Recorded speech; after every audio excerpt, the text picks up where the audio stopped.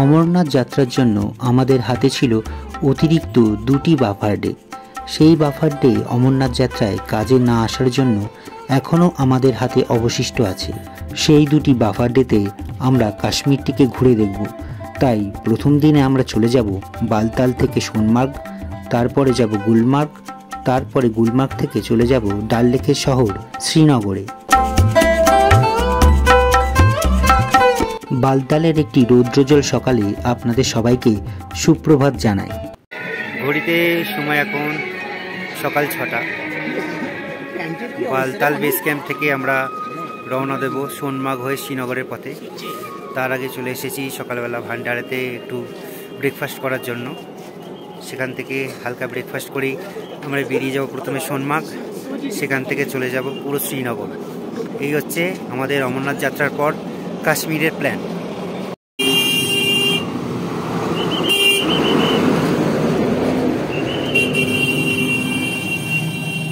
Baltal base ক্যাম্পে যে এতগুলি দোকান দেখছেন বা অমরনাথ যাত্রার জন্য এত রকমের এতগুলো ভান্ডারার যা আয়োজন রয়েছে, সেই সবই বা এত দোকানপত্র, এত টেন্ট, থাকার জায়গা, সমস্ত কিছু কিন্তু এই অমরনাথ যাত্রার জন্য এবছরে যেমন 52 দিনের জন্য হচ্ছে এই অমরনাথ যাত্রা।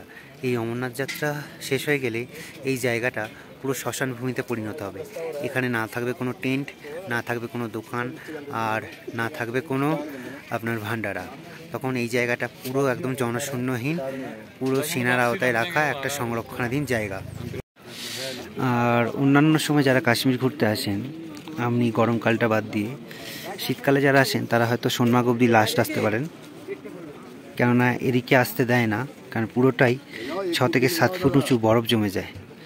সুতরাং এই বালতাল রুটটা অমরনাথ যাত্রার জন্যই খোলা হয় যাত্রীদের জন্য। পুনর্দর্শনের স্বপ্ন নিয়ে বালতাল বেস ক্যাম্পকে বিদায় জানালাম।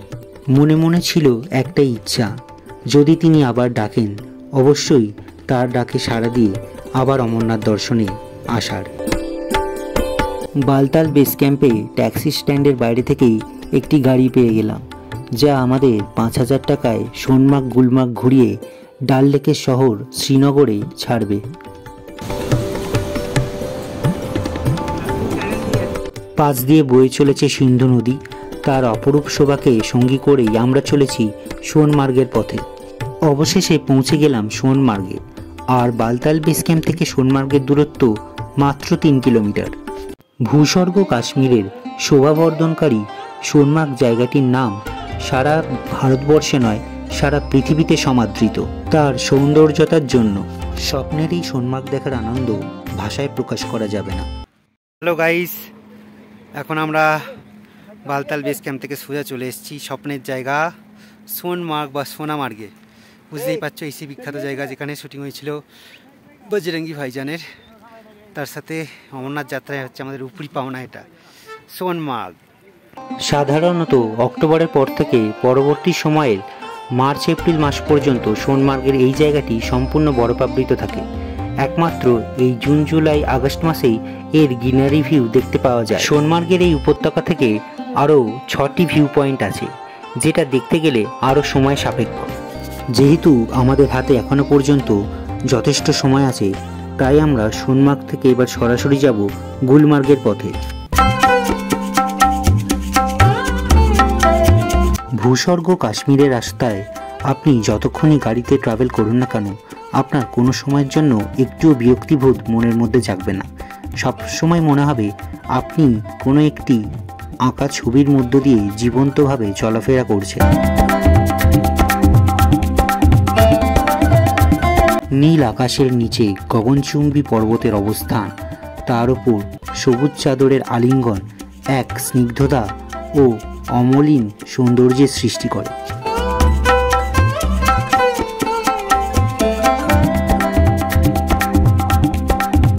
কাশ্মীরের ড্রাই ফ্রুটস আর বিভিন্ন রকমের মশলার ব্যবহার আর তার সুনাম সারা পৃথিবীতে ছড়িয়ে আছে, যা প্রাচীনকাল থেকে আজ পর্যন্ত একটুও খর্ব হয়নি। তাই গুলমার্গ যাওয়ার রাস্তায় সেরকমই একটি দোকান দেখে আমরা চলে এলাম কিছু ড্রাই ফ্রুটস নিতে।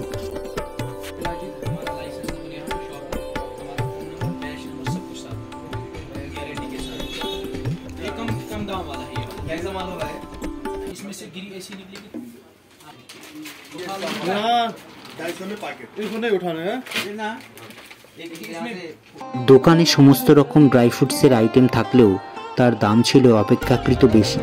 এর থেকে শ্রীনগরের লালচকে যে বড় মার্কেট আছে সেখানে অনেকাংশে সস্তায় পাওয়া যায়। তাই সবাইকে সাজেস্ট করব ঘোরার পথে এখান থেকে ওখান থেকে না কিনে আপনারা শ্রীনগরের লালচকের ওই মার্কেট থেকে কেনাকাটা করবেন।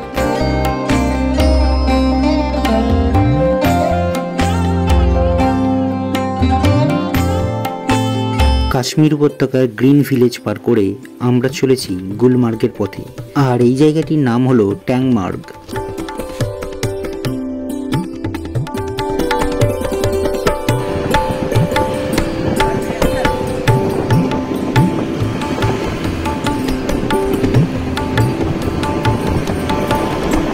গুলমার্গের পাহাড়ি রাস্তার দুধারে রয়েছে ঘন জঙ্গল। এই জঙ্গলে ভাগ্য ভালো থাকলে বিশেষ বিশেষ সময় কিছু বন্য প্রাণীও দেখা যায়। আর এই জঙ্গলের মধ্যে দিয়ে গুলমার্গে যাওয়ার অভিজ্ঞতা একটা জঙ্গল সাফারির মতন।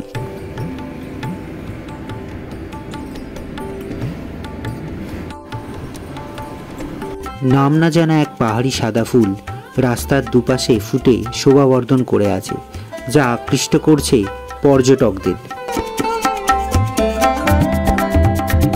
অবশেষে ভরা বর্ষায় বৃষ্টিকে সঙ্গে নিয়েই পৌঁছে গেলাম আমরা গুলমার্গে।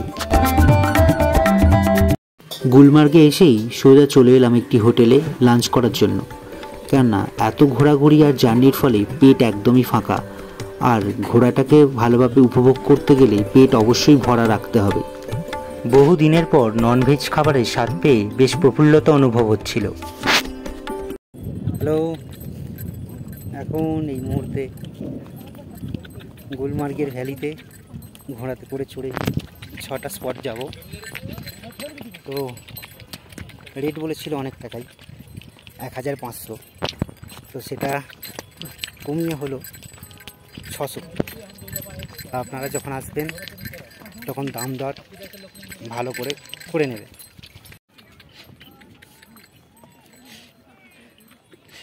গুলমার্গ সাধারণত দু ধরনের সাওয়ারির জন্য বিখ্যাত। এক এবং প্রথম হলো গন্ডোলা, দ্বিতীয় হচ্ছে ঘোড়সাওয়ারি। প্রথম সাওয়ারিতে চাপার জন্য আপনাকে প্রায় 1.5 থেকে 2 মাস আগে থেকেই অনলাইনে টিকিট বুক করে রাখতে হবে। আর এখানে আসলেও পাবেন, তবে আগে থেকে স্লট বুক করার জন্য আপনাকে লাইন দিতে হবে। এই গন্ডোলাতে করে সাধারণত 2টি জায়গায় যাত্রা করা হয়, ফেজ 1 আর ফেজ 2। 810 টাকার বিনিময়ে আপনাকে পৌঁছে দেবে পর্বতে 2600 মিটার উচ্চতায়, আর 1010 টাকার বিনিময়ে আপনাকে পৌঁছে দেবে পর্বতের 4200 মিটার উচ্চতায়। এটাই সাধারণত ফেজ 1 বা ফেজ 2 হিসেবে পরিচিত। চলে এসেছি প্রথম স্পটে, যেখান থেকে সম্পূর্ণ গুলমার্গকে একই ল্যান্ডস্কেপে ধরা যায়। ये जो गुलमर्ग है ना, ये जो जगह है ना, इसका नाम है यू पॉइंट। क्या नाम है? You point. ये गुलमर्ग का पूरा देखो आप यहाँ से, पहले आप देखो, बाद में हमको वीडियो नहीं। ये गुलमर्ग है ना, जो गुलमर्ग है पूरा यहाँ से आप बाएं देखो, यहाँ से पूरा आपको नजर में आएगा यू पॉइंट। आप मोबाइल एक दे दो। এখন যাচ্ছি কাশ্মীরের রাজা হরি সিংয়ের প্যালেসে, যেটি গুলমার্গের উপর অবস্থিত।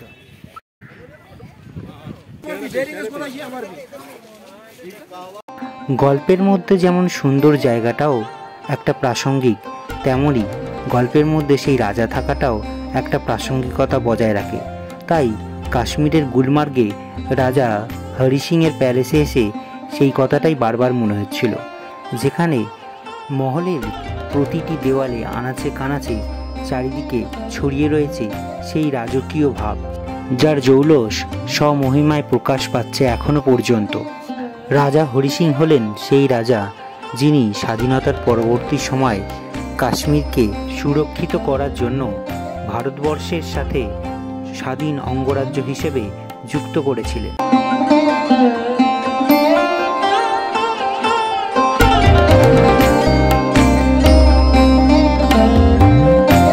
এখানে রাজার দরবার থেকে শুরু করে তার শয়নকক্ষ, বিশ্রামকক্ষ, গ্রন্থাগার, ডাইনিং রুম, অস্ত্রাগার যাবতীয় সংরক্ষণ করে রাখা আছে খুবই সুন্দরভাবে। আর এটাই হলো রাজা হরি সিংয়ের দরবার, যেখানে রাজা সমগ্র কাশ্মীরকে শাসন করতেন।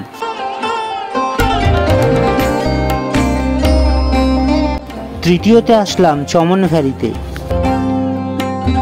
দেখছেন চমন ভ্যালি। এই ভ্যালিটায় সম্পূর্ণ নানা রকমের রংবাহারি ফুলেতে ভর্তি হয়ে যায়, তাই এর নাম চমন ভ্যালি। গুলমার্গের দৃশ্য সত্যি সুন্দর, অতুলনীয়।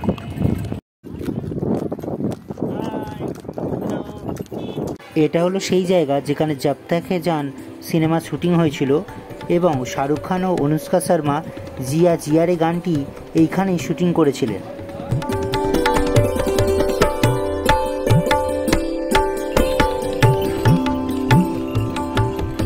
এটা সেই জায়গা যেখানে মিশন কাশ্মীরের বুমরা বুমরা গানের শুটিং হয়েছিল। এটা হচ্ছে সেই জায়গা গুলমার্গে।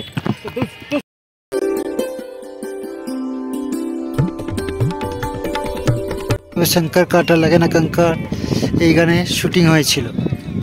তারপরে চলে এলাম গুলমার্গের সেই বিখ্যাত গলফ কোর্ট প্লেগ্রাউন্ডে, যেখানে এক একটি গলফ শটের পুরস্কার হিসেবে রাখা হয় লক্ষাধিক টাকা। ওই যে দূরেই পর্বতের ওপরের যে অংশটি দেখছেন সেটি হচ্ছে গন্ডোলার লোকেশনের ফেজ 2 আর মধ্য অংশটি হচ্ছে ফেজ 1।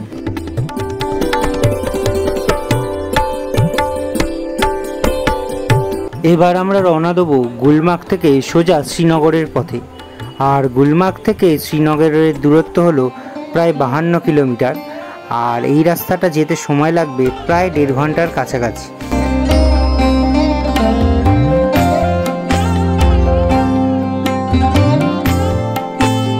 গুলমার্গ থেকে প্রায় 1.5 ঘন্টার জার্নি করে চলে এসেছি শ্রীনগরের ডাল লেকে। আর ডাল লেকের পাশেই আছে হোটেল মেঘদূত। সেই মেঘদূতেই আমরা হোটেল নিয়েছি। আমরা যেহেতু 6 জন আছি তাই 3 বেডের 2টো রুম নিয়েছি। সেই 2টো রুমের পড়লো এক এক দিনের ভাড়া হিসেবে 900 টাকা, অর্থাৎ মাথা পিছু 300 টাকা করে।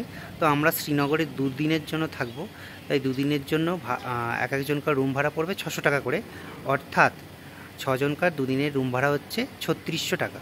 600 টাকা করে 6 জনকার 2 দিনের জন্য শ্রীনগরে ডাল লেকে হোটেল মেঘদূত। আর এই হলো আমাদের হোটেল মেঘদূত, যা ডাল লেক থেকে 5 মিনিট দূরত্বেই অবস্থিত। আপনাদেরকে এবারে হোটেলের রুমগুলো দেখাবো।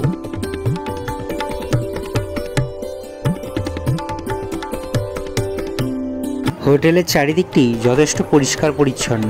যে কোনো জায়গায় রুম নেওয়ার আগে এটা অবশ্যই মাথায় রাখতে হবে। আর এই হচ্ছে আমাদের 3 বেডের রুম। সামনে ড্রেসিং টেবিল ও টিভি রাখা আছে।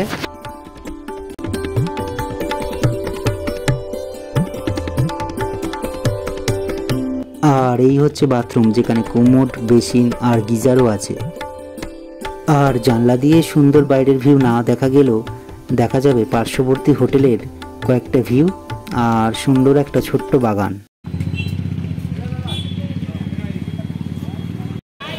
ঘড়িতে সময় এখন সন্ধ্যা 6:30। রুমেতে চেক ইন করে ফ্রেশ ট্রেশ হয়ে বেরিয়ে পড়েছি ডাল লেকের আশেপাশেটা ঘুরতে। তো সন্ধ্যে 6:30 মানে আমাদের ওখানকার হিসাব অনুযায়ী প্রায় বিকাল 4টার মতন এখানে আলো আছে। চারিদিকের আবহাওয়াটা মোটামুটি একদম প্লিজেন্ট, খুবই ভালো লাগছে। হোটেল থেকে প্রায় মিনিট 5 পায়ে হেঁটেই পৌঁছে গেলাম একদম ডাল লেকের সামনে। আমার পেছনে দেখতে পাচ্ছেন ডাল লেক, যা বাঙালি তথা সারা ভারতবাসী মনের একটা নজর কাড়া জায়গা, যা সাক্ষী হয়ে আছে বহু হিন্দি গানের, বহু ভালোবাসার, বহু আবেগের মুহূর্তে। কাশ্মীরি এই উপত্যকায় ডাল লেকের অবস্থান সত্যি চোখে পড়ার মতন, কেননা এত মিটার উচ্চতায় একটা এত বড় লেক থাকতে পারে এবং তা এতটাই সুন্দর যা দেখে মুগ্ধ হতেই হবে। ডাল লেকের ধারে অবস্থিত যে বোটগুলি আছে ওগুলো আসলে কোনো বোট বা শিকারা নয়, সেগুলি হচ্ছে এক একটি হোটেল, যেগুলিকে হাউসবোট বলা হয়। আপনারা যদি চান তাহলে ডাল লেকে হোটেলে না থেকে আপনারা এই হাউসবোটে রাত্রিবাস করতে পারেন। সেক্ষেত্রে আপনাদের হোটেলের থেকে অপেক্ষাকৃত অনেকটা বেশি ভাড়াই দিতে হবে রাত্রিবাস করার জন্য। আর এটা হচ্ছে শিকারা রাইড করার প্রাইস চার্ট। এই মুহূর্তে আছি ভারত তথা বিশ্বের উচ্চতায় অবস্থিত ডাল লেকে, যা সত্যি সমগ্র জীবজাতির কাছে এক বিস্ময়কর জিনিস এবং যার ইমোশান প্রতিটা ভারতীয় তথা পৃথিবীবাসীর কাছে রন্ধ্রে রন্ধ্রে পড়ে আছে। কাশ্মীরকে যদি ভারতের স্বর্গ বলা হয়, তবে ডাল লেক হলো সেই স্বর্গের মুকুটের একটা রঙিন পালক। এই ডাল লেকের সৌন্দর্যতা এমনই যা প্রতিটা ঋতুতে বিভিন্ন রকম হয়ে থাকে। এখন যেমন আমি এসেছি জুলাই মাসে, এই জুলাই একটা মানে নিবিড় আইসুদিং একটা মানে সবুজ সবুজ ব্যাপার সমগ্র কাশ্মীর। আর এটাই যদি শীতের মরশুমে হয়ে যায়, তখনই এই ডাল লেকটা হয়ে যায় পুরো ফ্রোজেন, একদম বরফে ঢাকা। তাই বলছি যে কাশ্মীর যদি পৃথিবী তথা ভারতের স্বর্গ হয়ে থাকে, তাহলে সেই স্বর্গের যে রাজার মুকুট, সেই রাজার মুকুটের একটা পালক হলো কাশ্মীরের ডাল লেক।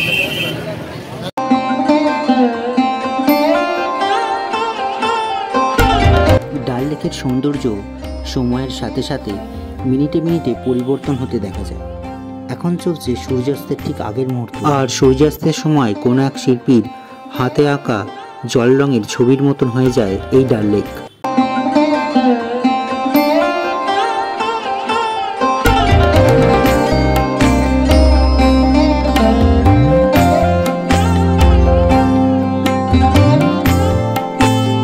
ডাল লেকের পাড়ে কীভাবে ঘন্টা তিনেক সময় অতিবাহিত করে ফেললাম তা বোঝারও উপায় হলো না।